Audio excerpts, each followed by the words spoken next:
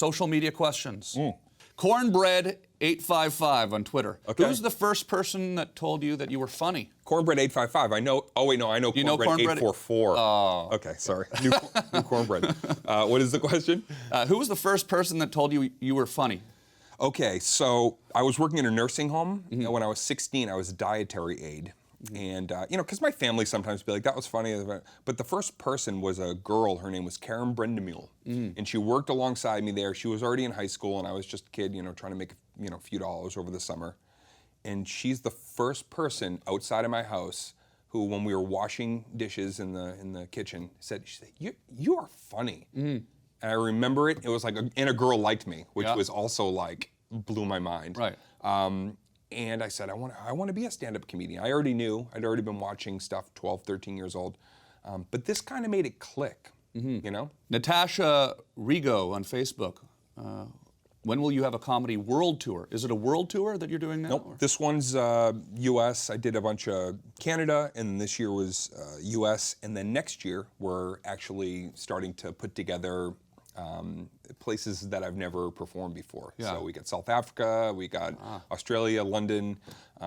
So that'll probably be fall of next year. Well, that's going to be huge. I can't wait. People are waiting. Yeah. You've never toured over there before. I've never done comedy. I've done films and stuff, but never stand-up. That is going to be awesome. Yeah. Okay. James Reynolds Jr. on Facebook. Do you have a new album coming out? Yeah. Well, tell it like it is. It could be an album. I mean, it just depends on what I want to do with it when I'm ready. Do you ever consider putting it out on vinyl, like those old comedy records? I've done that. Yeah. Yeah, I actually did. My last one was on vinyl. It was so cool. Cody Joe Brown on Facebook. Yep. Is comedy suffering today with the political correctness culture? Comedy's always suffered from political correct in some respect or another. It's just more, as I said earlier, instantaneous today. Back in the 50s, they couldn't say pregnant on I Love Lucy. They had to say she's with child, or they couldn't have them in the same bed. They had to have like twin beds. So there's always been a generation in front that's like, this is too risque. And I think it's our job as comedians to ignore that.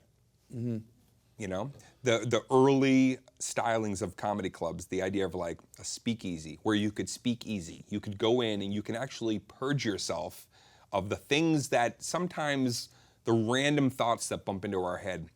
I just still think that should be protected, and that's what you want to see in a comedian. Well, you don't want to see somebody up there who's bound by public opinion outside of that room. I don't think that's entertaining at all. This is the last social media question. Ryan Clark on Facebook. How did you get yourself from being an introvert to owning the spotlight? How do you take that? That's a great question. It's a good one to wrap up on. I was when I started doing stand-up, I was truly a frightened person. I was a frightened person. I just loved comedy, and I liked laughter. And I knew that when my family laughed, things weren't so scary and bad, when sometimes they were. So I forced myself to do it, and I pushed myself to do it, and I felt courage on stage. I felt something that I had lacked in my personal life. And for me, my journey to answer the question was, after about 4 or 5 years doing it, I finally realized that the guy on stage is me. That it's okay to let that bleed into be assertive, and to be quick with timing, and to question everything around us. You know, the curiosity factor. And that, so as time went on, I just started to realize, like, oh, I've been pretending to be me. This is me. Yeah. So I let them kind of, Clark Kent and the Superman, if I may be so bold, came together, and I finally felt like a complete person. Never miss a beat. Subscribe to Larry King now and watch new episodes every day.